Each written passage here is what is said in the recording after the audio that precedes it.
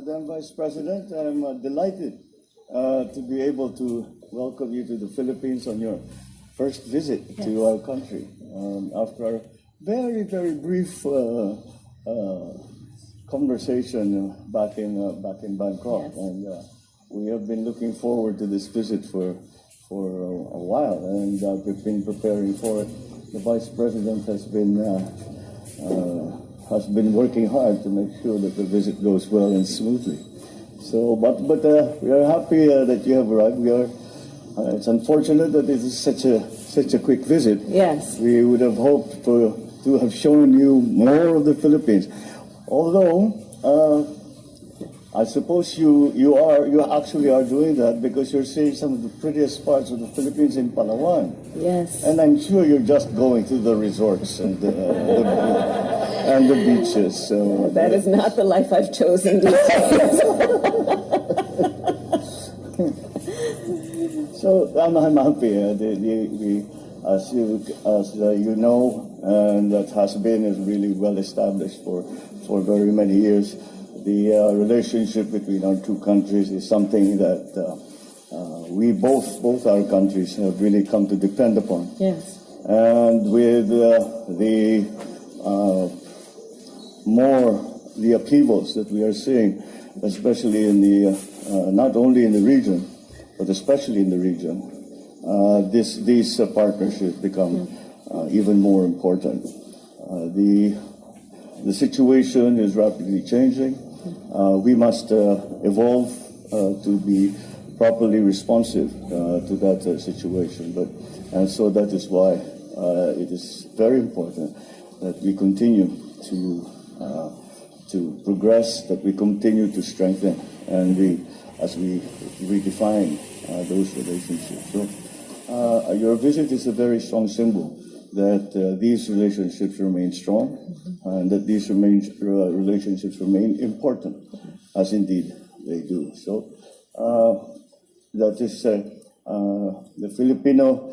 I have said many times, I do not see a future for the Philippines that does not include the United States, and that really has come from the very long relationship that we have had with the U.S. and the continuing to and of course we went through different phases of relationship, but as since the war, it has just been strengthened in every way, in the economic sense, in the political sense, defense, security. I cannot think of an area where we have not cooperated, collaborated, and have had good results for both our countries. Thank you, Mr. President. And thank you for the warm welcome. It was good, as you said, to see you in Bangkok and to have a brief time to talk there, but we were very much looking forward to this trip. I bring you greetings from the second gentleman who told me about the great time that he had when he was here for your inauguration. And so he laid the path for this trip in many ways. But thank you. Yes, thank you for the welcome. I have traveled here because of many of the points that you have made. The relationship between the Philippines and the United States is a long and enduring one. It is a relationship that is strong for so many reasons. It is the long-standing relationship in terms of the people-to-people ties. As you and I have discussed, I come from California. We have a thriving Filipino-American community there. And in fact, in the United States, by last count, there are at least 4 million Filipino-Americans. And we're good Catholics. And very good Catholics who celebrate Christmas, according to you in the Philippines, 3 months of the year.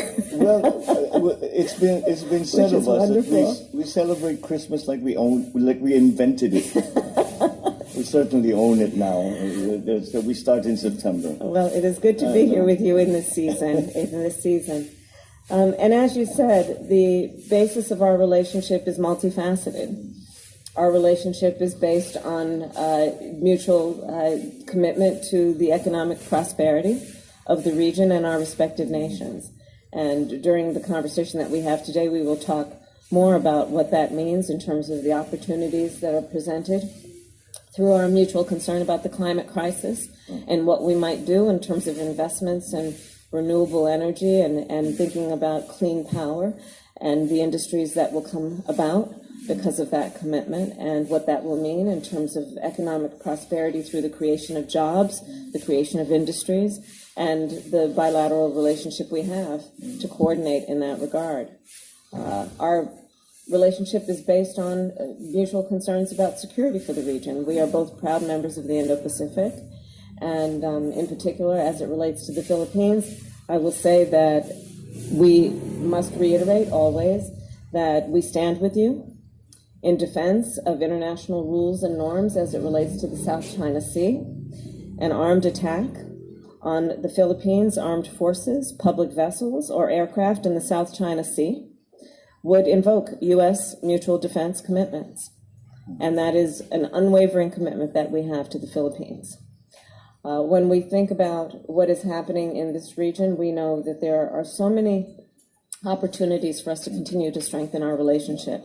But the basis of our relationship is based on mutual commitments to international rules and norms and upholding those international rules and norms in all of the ways that we know allow for, again, prosperity and security for our respective nations in the region. So again, I will reiterate that the alliance between the United States and the Philippines is a strong one, an enduring one, and only under your leadership continues to be strengthened. And we look forward to working with you on many of these issues. And I, of course, bring you greetings from President Joe Biden. Well, thank you. Thank you. Madam Vice President. Please do send President Biden my warmest regards. And I thank you for the very strong commitment that you have just made for the U.S. to be defensive of the Philippines. I guess this is the best bit that they don't want to have.